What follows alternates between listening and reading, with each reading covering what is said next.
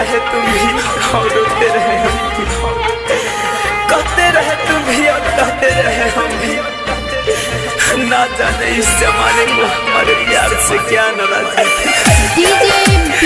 बस समझाते रहे तुम और समझते रहे हम, समझते रहे हम, समझते रहे। जा तो जाके कही दी है यार से, जा तो जाके कही दी है यार से। जियता ने जिंदगी जिंदगी, जियता ने जिंदगी जिंदगी, सब कुछ हार के। जा तो जाके कही दी है यार से, जा तो जाके।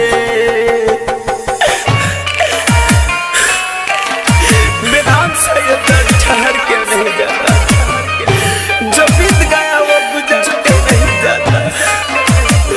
वो ये खींचे तो नहीं सर जहां, जो दिल दूर है, जो दूर है वो दिल से उतर के नहीं जाता। जय मां बनशक्ति रिकॉर्डिंग स्टूडियो लाल बेगिया।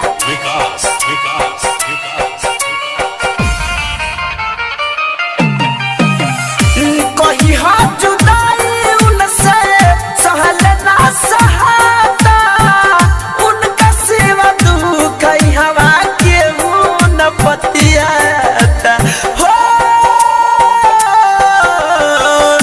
कही हाथ जुदाई उनसे सहल ना सहाता, उनका सिवा दुख हवा के न पतियाता। पागल हो के भटकतानी, पागल हो के भटकतानी, तोहरे हो प्यार से।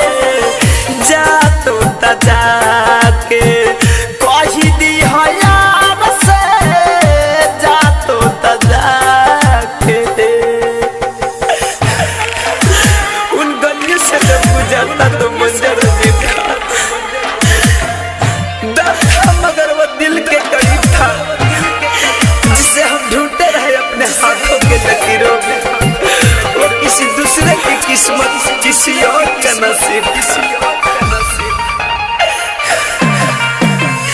सांस पलक के बसलियो हमारा शरीर में, शायद उनका प्यार ना लिखल रहे तकदीर में हो। सांस पलक के बसलियो हमारा शरीर में, शायद उनका प्यार ना लिखल रहे तकदीर में। बेवफा ना होइयू, बेवफा ना होइयू, रहल प्यार के नूर। जा तो जाके कही दी है यार से, जा तो जाके।